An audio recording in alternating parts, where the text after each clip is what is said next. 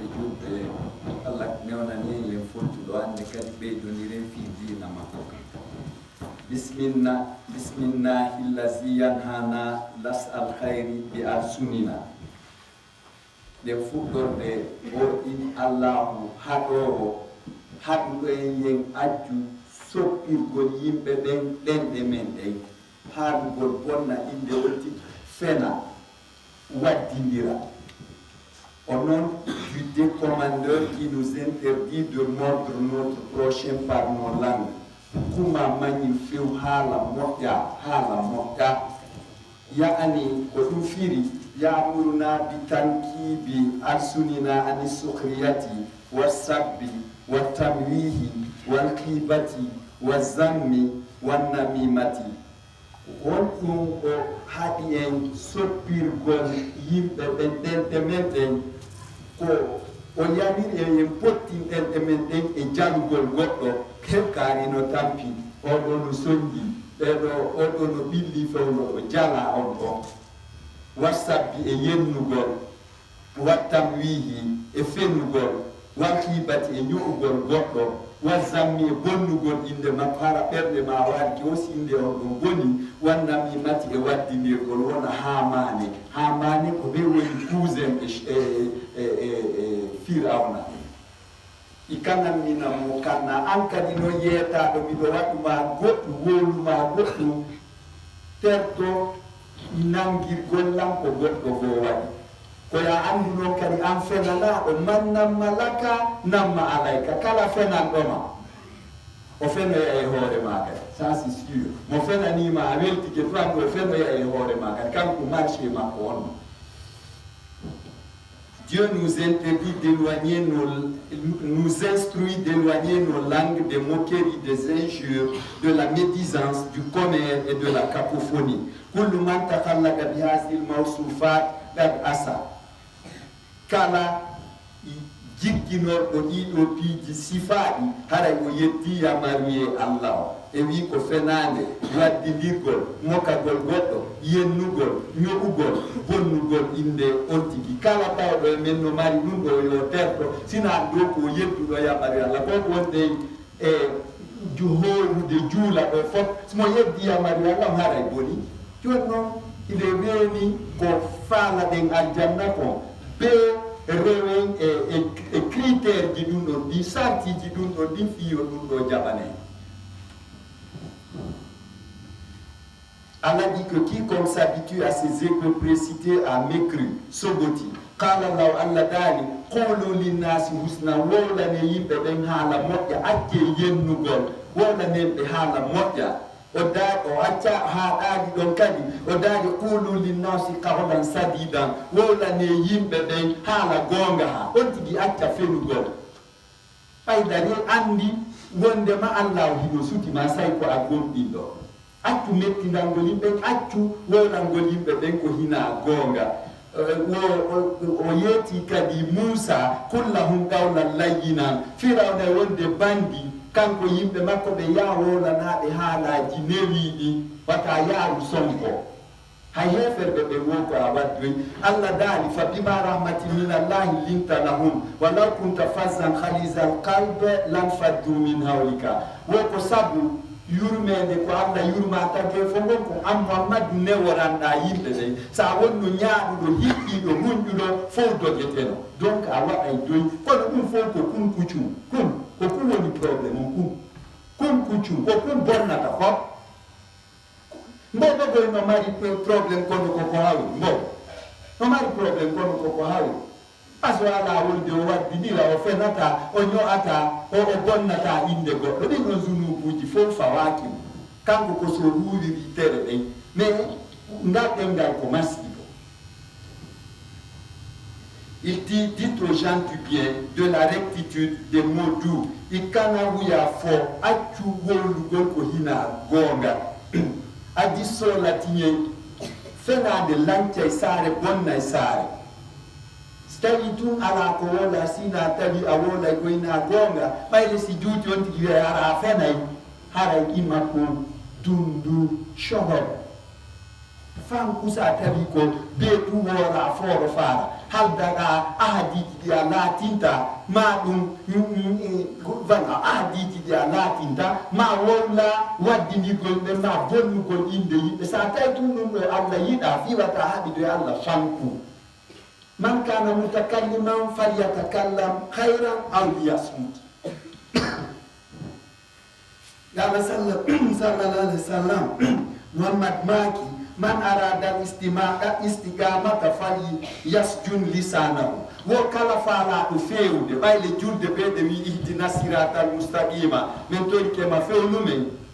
Allah few men kala fala do fewde wona juldo nata aljanna e yo soku dengal makko ngako fanka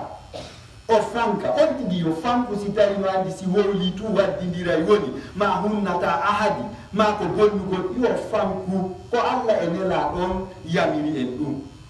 patata no hide nangi sobe hi enen sikken en nangi sobe den fala yarda e Allah aro ya nyande dargal tawa Allah mema ta bay en jabano critère gi makko di miyar makko qiyas makko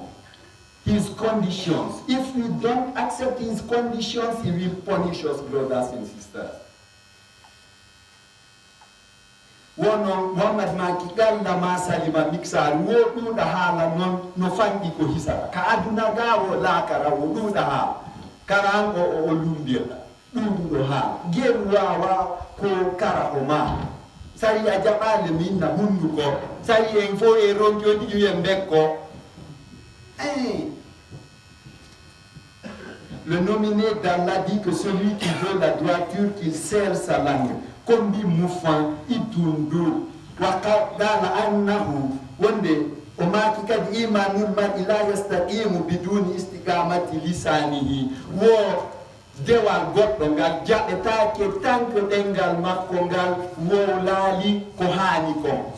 Haldi de da latina acca waddi ko yimbe be adda acca e ñoore acca kala ko wondata e problème acca no wosa acca dum do sundina ma kan jabeta ki dina an kan ara jabeta. Il dit que la foi d'un individu ne peut s'affermir sans l'affermissement de sa langue. Vous le fallait ta kanena rafeno parce que wola fi feno bonna isa o bonna isa ala mushumu ko shaitan andi shaitan no yetti e gollobe ko yo ponu sare le ko yo ponu lendi waddi dira hakkunde yimbe be alla non dali yidari hakkunde me en yo bonwo wala ta so finardi mufsidin wato yawka leydi bonno on bina ƴettugol yiite naata e station ji essence ɗi sunna ina ɗum ɗo mais ko waddindirgol yimɓe ɓen fena fenta tu vois Allah no wi wata une interdiction wata a waɗi telle chose sa jaɓaɗe a wi Allah yafana moyenna wata a fillito ɗum kankan ko ɗum o daɗoyta hankan c'est ça. وقال أن الخيبة تمحو كل بر الإنس نبع ماكي و نيوغول بوناي كالا دوال بنو آدم ñande dangal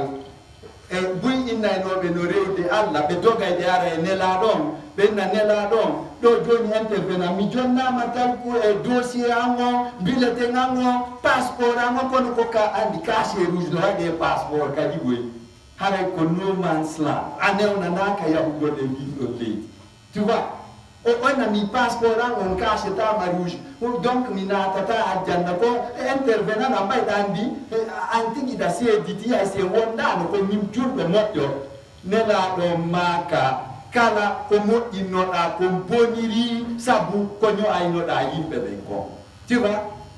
paten sikku noon ko on ɗon tun éthiopien jo on soudanais jo tun on mo saba on mo iran irak tu yeeta al yahuda e an nasara ko an paate ko min sununu ko en fof yeeta wondema yen accu ñoore sina ɗum ñoore nden bonnay kala ko huuɗen ko moƴƴi ko joni mon frère sa yilan bonnude ɓaynama innamal muminuna ihwatun ko julɓe ɓe woni musidɓe ko ɗon yetto tani baɗa to wi julɓe ɓen ko musidɓe ko julɓe ɓe woni musidɓe ay ko on no golla ɗo buko en andu wondema ina julɓe ɓen no jeydi e woɓɓe ko sa wi ko ayi ɗum on hara a itti tipiji ɗin fof ko antum mi marani ko antum mi habbino ko antum mi nananta tu vois ɗum ko teddingol non donc hara a buggitike ko heddi kon fof a waɗi exception donc donc ko julɓe ɓen musidɓe goɗɗo say ko a julɓe lumɓe andilam bonnude ɗo ya yawde wowlala wolala e yew hoore ɗum ɗon nafatala sina yimɓe ɓe yeetitila ɗon andi le fuuta ɗo goto yettota koya min jooɗoto ɗo min ño'a maître en ɗo min fanka bude min hara ɓe anda ɓe fuɗɗo tiggude goɗɗo tawayna debbo fewɗo min fanka bude Allah newnu Allah joɗɗinirmo jiide jawdi e dina hara meɗen andi min janfoto sina ɗum sa andontino ukki e ko moƴƴa min ɓay ko musidɗo ma julɗo wiwmo ɗum ɗo o jikkuma ɗo moƴƴa o jaɓama o salo kono en wowlata aduna ehe fuuta ɗo anday ko mamala ko nani wimi ha o fuuta ɗo ko naafiga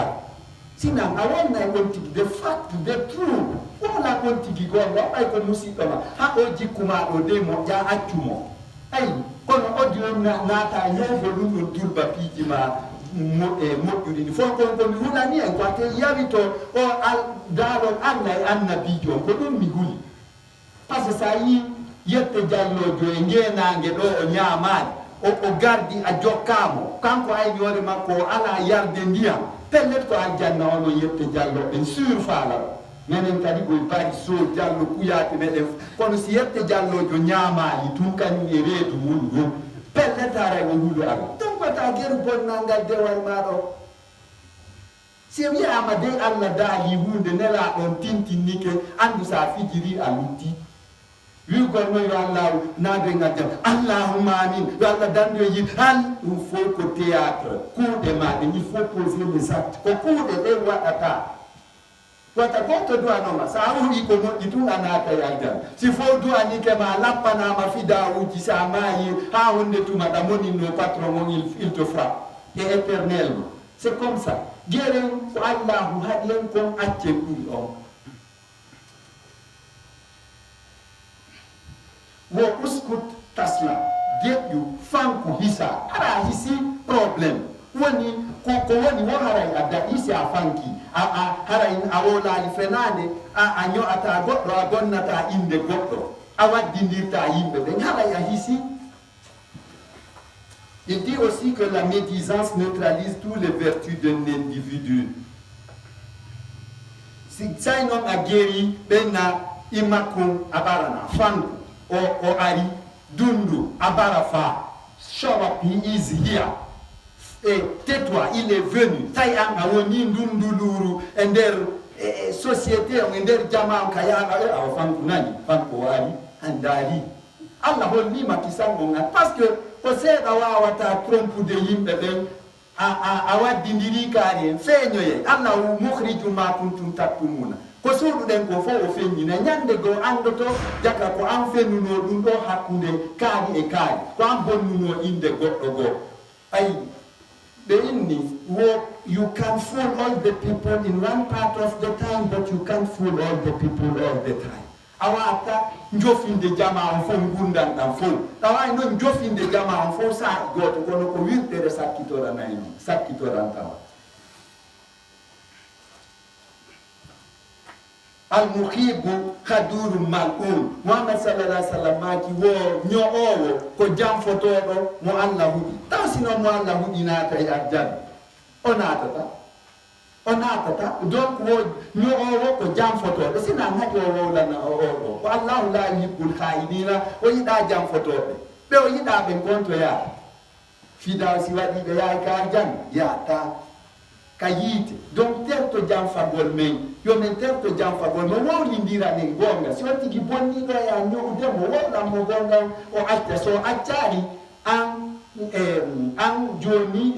an a bonna an rôle ma on a jouimo wa anna al ma'ina Allah dali kadi fenowo asi ko yedduɗo yamaruye Allah on en gayni fi ño'owo on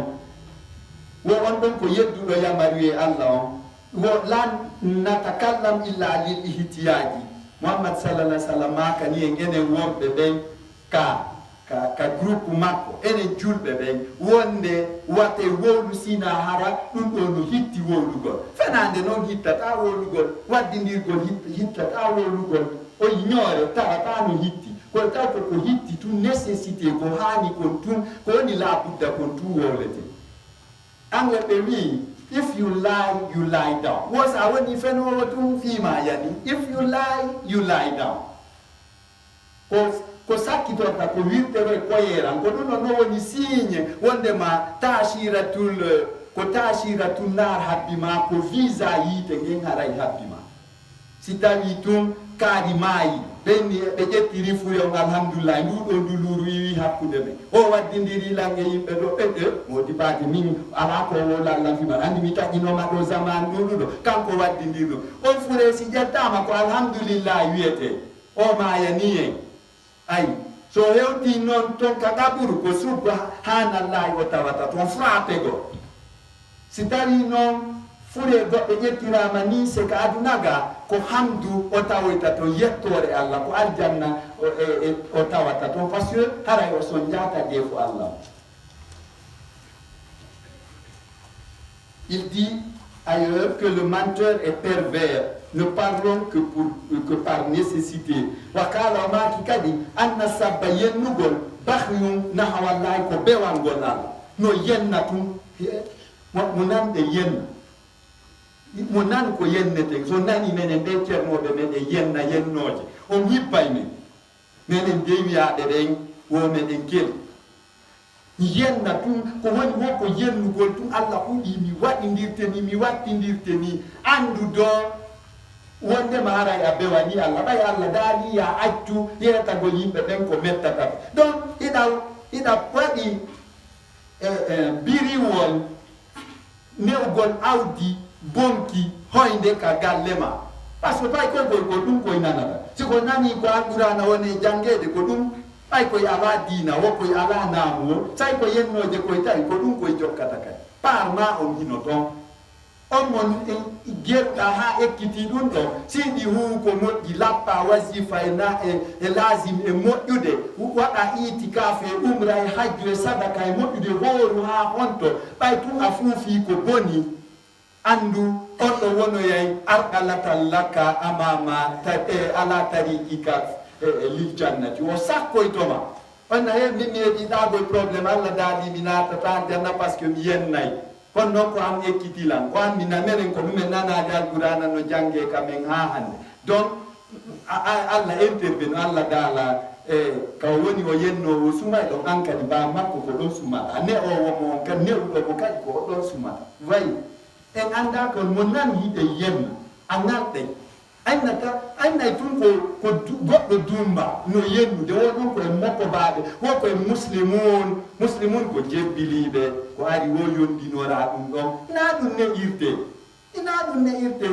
yennugol en andi do biɗo wonde yennowo kadi ko yedduɗo Allah yedduɗo yamar wiye Allah he defte boyɗe inni man sabba ka annahu ahraka baytallahi astagfiru womo yennino ayo so sunnu suudu kaaba no andi voye ɓe mari probléme acca noon ɗum ɗo fof e hoorema mi acca ɗum ɗo fof mi nanga bonnugol ɗinɓe yimɓe ɓe hani mi ataka ki wonki an ko hunduko an ngo bekko an mi acca yennugol c'est ça kono iɗa acciti o heeƴi ƴunka gite ma iɗa ɗaɓɓitorde to gabbum foññe e yiitere goɗɗo o hiɗa wowla tum hiɗa annay Allah adde a waɗ comptabilité zunubaji har a rondi conteneur ji zunubu iɗa dasodude mum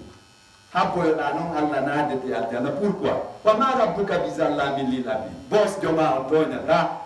o toñata ɓe gollanoɓe moɓe si lewru maayi o yoɓay ɓe ɓay tun a tooñi yimɓe ɓen ko ɗum sirtoyte ka baraji ma on tigi naata aljanna an suma ɓay a yennay a waddidira a bonna yimɓe a ño'ay a yata nulle part tunira la tazalul malaikatu tal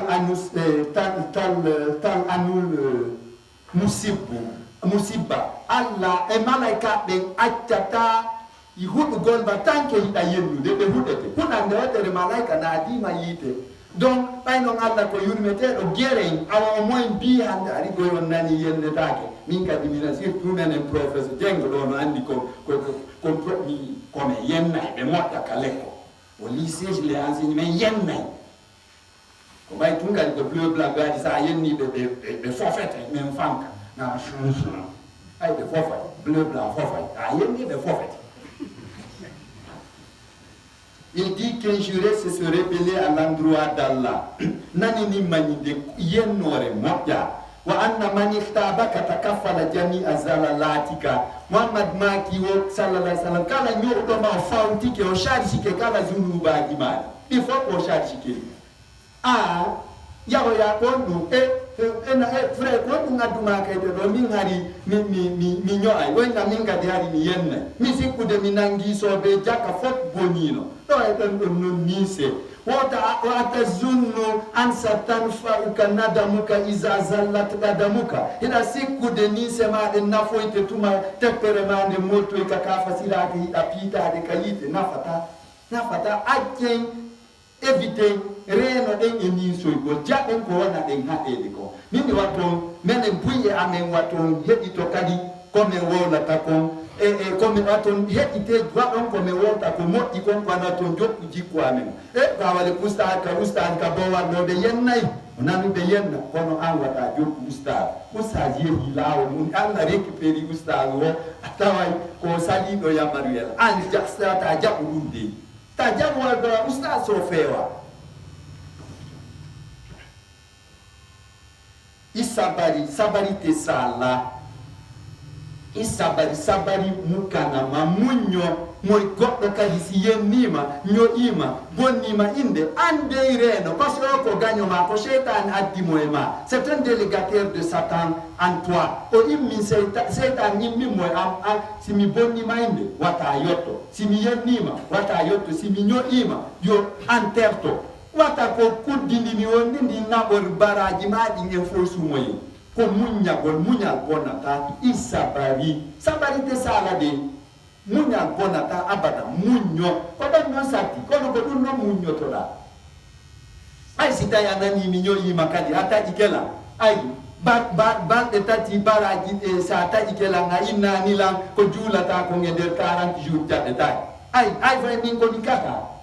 si mi ñoyima mi bordo barani ke fanku se yidi ustaz assalamu alaikum yaada e hassane yagal wata mi fawe ndin tundi ndi mi wondi a taƴi ke ayi mi jabata kono mi taƴoto a taƴoto lan tun julde ma nden sale jaɓede ay an muño renoɗa wata ko feƴƴata feƴƴinore et que celui qui te médite te décharge de tous tes péchés. La takunanna ya wata wonu awasejo no yenna no ɗuɗi haala no fena no waddindira hino bonna inde yimɓe et ne soit surtout pas arrogant wa anna alwashi lan yuhza siwal makt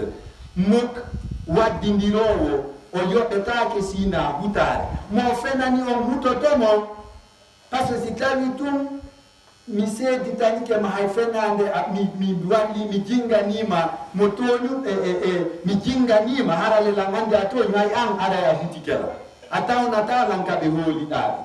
a tawta non joddi Allah ni Allah yoɓata ko tisina hutare mo Allah huti honto so tisina ka jahannam ine mari lowre molanade nde guere musidɗo ko ɗum nelaɗon maki ɓay guerre sainte ji ɗin fo jihadiji ɗin fo gaynama ɓe maki awa joni al jihadul akbar baɗi Allah na ko jihadi ɓurɗi sattude ndin heddani umaren aboubacre hamsa bappa ma ɓe maki nelaɗo sallallah alih w sallam hiɗe mari jihadi ɓuri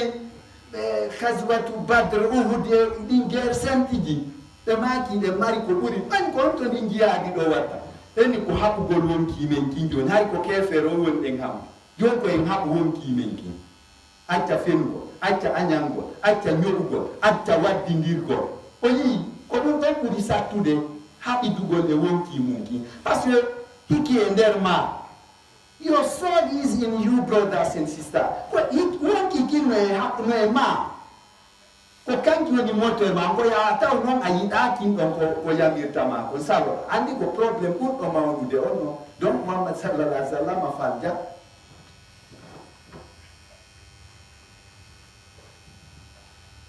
la takun jabalan yanjabu fa'aran ɓayyama ko a julɗo allah a waɗi pacte a signi ahadi hakkunde ma e allah wondema a silmi kam wiɗa ashhadu an la ilaha illallah wa ashhadu anna muhammad abdu wa rasuluhu haray a waɗidi allah contrat on contrat ɗon noon ko a wi aslamtu mi jebbilanike lillahi allah mi naati ka islam ka dina ɓuttu ka dina pe ɓay ɗon a waɗi ɗum laatin non ɗum ɗon laatin ɗum a hoolama wadda yi'e fello tawa hina fello kadi jibinta hara ko dow ɗum jibinta evitu ɗum ɗo reno e ɗum ɗo haray a décevi allah a mettini zati allah on e ma a monini zati allah on e ma ɗum ɗo fof ko sunnata ɗi. Ne sois pas une montagne qui accouche une souris, ma soeur, mon frère. Wa anna Muhammad maki man arada zamma falyazum nafsa kala faala do mo fela bonna inde yo bonnu inde makko de pasa mitije ko laabi jelu nyalla dekonata ka mon kima mitoɗa ko ayiya goɗɗo ino hetti mita mi yiɗanaɓe ɗo complet maɓɓe on mi yiya oɗa hino jangi no mari teddunga no mari jawdi mi falanaka mo ɗum mi anda ko laabi jelu mi wolta fenade e nder ñallanga mi bonna inde yimɓe ɓe woodi la mari momi gerda mi bonna inde ko wonki an kimmi atakata min on al jihadul akbar jihadul nafs ko haɓdugol e wonki sa falama tum bonnude inde goɗɗo mo bonna inde mum bonnu inde wonkimaki. Et que celui qui veut calomnier n'a que son âme à calomnier puisqu'il est trop médiocre. Ini ye iju ledi ko wonki ma ki woni ganyo ma on iju yere le ko ganyo ma tigi your pure enemy is your soul. Ton ami implacable c'est ton âme. Ko wonki ma ki uri wonde ganyo ma balejo. Sa wi non habidata o ko ida ata ku de jama a perdi a bonna inde goɗɗo tum dunubaji baraji ma ɗin dulɓe ayi a fena inde goɗɗo tum baraji ma ɗin tulɓe a waddidira yimɓe tum baraji ma ɗin tulɓe haɗino renoɗa mon frère. Wa man arada an yuadiya fal yuadi lisanahu fa huwa akbaru adduadihi wonko ɓuri mawnude e gaño e mo bano adama jippirta ko ɗengal makko ngal mo falama noon haɓude yo haɓu e ɗengal makko ngal mo falama e bonnude nde yo bonnu inde wonki makko kin. Celui qui veut combattre qu'il attaque sa langue qui est le pire de ses ennemis wa huwa masmadatu kulli khatirati ko ɗengal manga ɗengal angal woni engrais kala probléme ji ɗin ko ɗon janɗata ka ɗengal ɗo ay sa fanki on ɗum sa fanki no woodi ɓaawo ɗo woɓɓe ɓe hooray no mumre ɓe fanka bi pimpi wo pati ben an no tawa e ɓen ko jemma o yeytoto no yimɓe gollanoɓe mo ɓen fof koɓe waɗata bimbi no weetiri on nafoto o yaray mbiya waɗkono wolta fus woni ɓay tun ko hunduko an ko si mi wowli mi ño'a goɗɗo mi bonna inde makko mi fena o inni o wowlata ha kiiki ɗo o woorayno ɗum leppi sifa ɗen kadi hari lannata tiwa joni noon an ko sa si ɗum annike seeɗa a heɓali mo bonna inde ma acco hakke ka on tigi fena ey no sawtede no ɗuuɗi on di fokkiti feni ala yaade ka goɗɗo fiyo fanko o wi ɗum no sawtede no nostalgie nostalgie ko fenoygol on tigi fof ño'a yimɓe ño'a goɗɗo bonna koɗo a yewtay ka goɗɗo hara wolta fu sa hoota en ko wowloygol fewti ɗaɓɓoygol probléme nde bono waɗa visa yawgol makka waɗa umra e hajju an hiɗa yawi ɗaɓɓugol sumu sa yehi ka goɗɗo tun ko haaloygol fewɗa mon frère hina hoore ma kadi haalata a yata ka yimɓe wowlugol hoore ma ko yimɓe ɓen don wowlata andi hiɗa yehi dulɓugol baraji ma ɗi. C'est ta langue qui est le terreau de tous les problèmes. Man kasura kalamuhu qalla sidquhu. Wo kal Muhammad toujours comme notre avocat ko woni makude ko komi woni sifade ɗo fof wo kala mo haala mum kan ɗoɗi gonga mum on fanɗay barbabar ko seeɗani gonga heɓoto maɗon ka heɓade fes man kasura kalamuhu qalla sidquhu min nani koye woni inventude ɗum ɗon ko muhammad sallallahu alaihi wa sallam maki wa huwa bunduiyatun mulaqamatun ihzar min zandiha bisukut ɗengal mangal ko finkari charge ndi lowa kure on ɗum noon pottitorta kele tege hunkum pay koyle jengla o ganda kon kele tege ko gasse ton ko memata fella ko gonno pottitorta ɗum no ka nder ɗengal magal ko fankugol pottitorta ndi finkari lowandi hindi ka hunduko ma a wowlay tun sa wattana lila a waɗi zulu. La langue est un fusil chargé. Méfie-toi de sa gâchette par le silence. Ikhzil huda wa dajarata wa darajata musallahan bisumti. Geru, pay ko a julɗo. Wañu pewa, waña moko baku, waña ɓe ɓantal. Hara noon ko ɗum wañirta ɗum ina lansi ina finkari musallam bisumti hara armema on jogama on ko fankugol a heɓay kisan pewal ngal e makko baku ngun kañumma e darja on hakkude ma e julɓe ɓen e Allah ko fankugol wañirta ɗiɗo piiji ɗo tati. Chers frères et sœurs, allons à la conquête de la droiture, de la classe sociale, de l'honneur armé de silence. Kun mallaɗa rahiban anil khankanati wonu ade welɗo wondude teddinɗo hoore mum hara hiɗa añi bordo bardare koma goli démagogie wowla wowlita wora warannago. Sois sympa détestant la démagogie walisa ɗallili subata fiya wonu noon tedduɗo añuɗo haala haalita fanɗin ɗaɓɓugol jaatigiiɓe wata ɗuɗɗin jaatigiiɓe mamulla ɗatton siwal wasili ha hande ko marɗo kopenɓe tun heɓata problème na dannuwi que celui qui a une grande compagnie ni ko sonjoto wo marata sonja adna e lakara wo a fillito a arno ɗo téléphone an on ƴettan waɗiri ni eni koye dow makko wowla ko ni e ɗum ɗon fof ko si tawi ko an e goɗɗo ay an e hoorema on seedata on haɓata ay awata seedude e hoorema donc an wondu e hoorema an hara dow raɓɓin ɗi golligal ngal sina hara ko laabudda ɗenni la tazur man tuhibbu fi shahari hayra yawmin summa la tazidu alayhi inna ijtila al hilali fi shahri yawmun summa la tazuru ɗuyun ilayhi wowata hiwro mo yiɗuɗa e nder lewru ndun sina ñande wotere ko nden ñande tungoy teddata ñande wotere kono cumcam miɗo ka mon cumcam miɗo ka mon miɗo ɗa miɗo ɓenno waddi kadi kunkaftal mum ay daba on kum yewti a teddata wata hiwro wata visite mon yiɗuɗa e nder lewru sina ñande wotere wo sina a teddata seede mum ndaaru si tawi lewru darike wiye ɓayo yette jalloɓe werto juldandu darike ko nden ñande tun yimɓe ɓe darata ndu ɓembi mum ɓe daritata juldandu darike awa jeɗo ara ko ñande wotere e nder lewru ndu yahata ka giɗo ma ɗum ko faamu molana ɗum sina a teddata ala ustas tole e sene ɓange ɗo pay koye pottiteɗo ok ɗum mi ari ɗum ko bimbi mi aro e kadi e 15 heures mi ari est ce que ɓenna yo pay koye pottiteɗe raɗɗota ko yimɓiɓɓe maɓɓe ɓe fii ustas yarere jinɗore ayi ko neɓata tawata yani ɓenna luɓe men ɗo kumɗon boɗum ay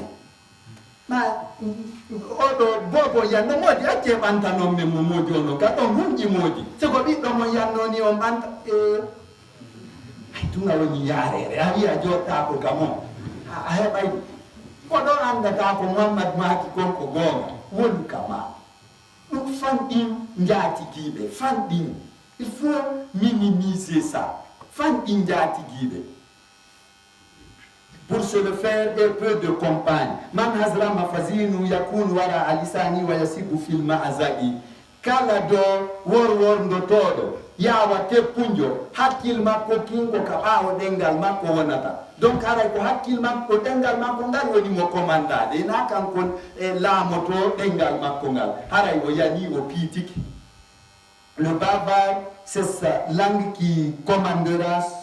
son néocontexte et il sautera dans l'impasse et se casse. Ta massacre, jodito horema musidɗo wona ade marko classe naligol de ko ya darnu lekko na aduse classe ko moko bayaga renoɗa moɓoɗa ata yaari joni a waɗali naali wode ma classe moko ba a nangi hiɗa haynoɗa ɓe mango hinoɗa hiɗa nangaɗa fiɗo ya lappira ɓiɗɗo ɓe ɓenna konko ɓi kaarijo waɗi ɗum aya jogaki classe ay kono ma pay ko yay mawɓe ɓe ƴetti mangore nde mitene o mawɓe onon kadi ɗon sommini ay ala classe jogito hoore ma tamalla newoɗa hara bonnotako e goɗɗo a mettinirantamo kunkucumma wata sammat fanku liyaslamal halqu min azaka fiyo tagge fo ngol daɗu sonjama o ko ɓuri ɗiɗiɗude dey e sonja o wonko ngal ɗengal jogito ngal fi Allah fanku imakkum. Shut up my brother, shut up. If you have nothing to say, so fanku si ala ko wala ko woni gonga idundu fanku close your mouth fanku fi Allah wa ukara wa makom.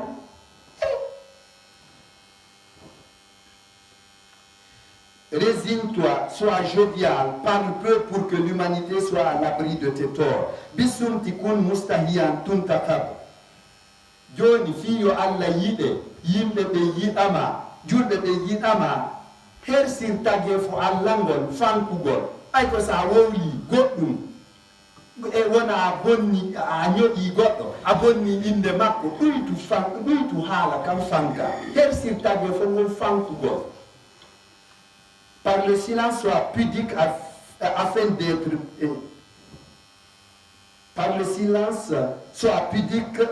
d'être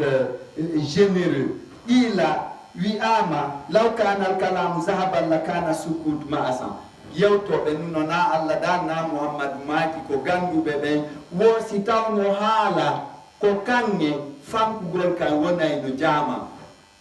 sawno haalugol no mari valeur prix kanŋe fankugol ngol wonay no jama donc fankugol ngol ɓuri moƴƴude. Ɗum de si tedda ko ɗum de si daɗa danda kun dewum ma fanku kun won jogiɗa a dandiray kun dewum ma fandu kun parce que dewum marɗe en ala rewde Allah complètement kun fandi le diminutif a dandiray kun dewum ma bone seytane wanno nene bobo dankorta pennuto mum on wata masibo heɓumo sina ɗum tum gasata anta wattu tu es vulnérable ko yeru fep haray dina ma kam boni ni golle yo Allah dande ɗum nafata allahumma an zero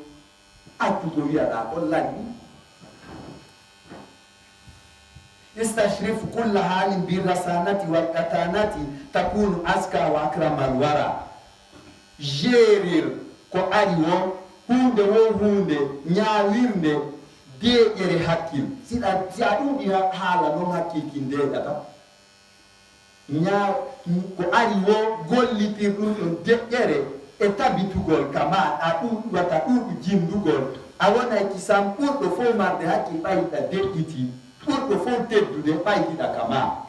kono sa wi tum a jooɗota ka yawɗa to pellet a wowloy a wowli tun ɗuuɗi pellet hina ko hani gon tu wowloyta to. Gère toute situation par la sérénité, la sédentarité. Tu seras le plus calé, le plus vénéré de l'universel. Iqtadin Nabiya sallallahu alayhi wa sallam fi sumutihi tastari. Geru ñembira nelaɗon sallallahu alayhi wa sallam fankugol maɓɓe ngol ɓe makatano ɓuy kam ɓe makatano nadira ma yatakallam Muhammad sallallahu alayhi wa sallam bosjo o yewtata o makatano ɓuy o moosay o heɗito yimɓe ɓen sa ya ɗuɗɗini ala kan o yimmo ko doy ma ɗaha ma nelaɗon ha hande henkitani wa ma sarsarande ɓe ɗuɗɗinali haala il n'a jamais été baba ɓe mosude ɗum le ɓe waɗa kadi kara hoko naane fiñiɗe maɓɓe ɗen bonu mon frère ko ɗum labaɗo taguɗi o moosay o waɗa ni sa tawiɗe ko a yiɗe yala yege anda no sondu ndu yedde o immoto kisan o accama ɗon o seena tu vois. Gère toute situation. Ok. Imite Muhammad sallallahu alayhi wa sallam dans son silence, tu seras relax. Taboka sayakunu fariyan. Sa heɓi o halkiɗiɗo salteji fof a jokki yamiraɗi ɗi jikkuma on wonay ŋaɗɗinɗo fof teddinte Allah yiɗe hara tampinaɗi tagge fongo. Ton aptitude sera phénoménale, my brother, my sister. ربنا ظلمنا انفسنا وان لم تغفر لنا وترحمنا لنكونن من الخاسرين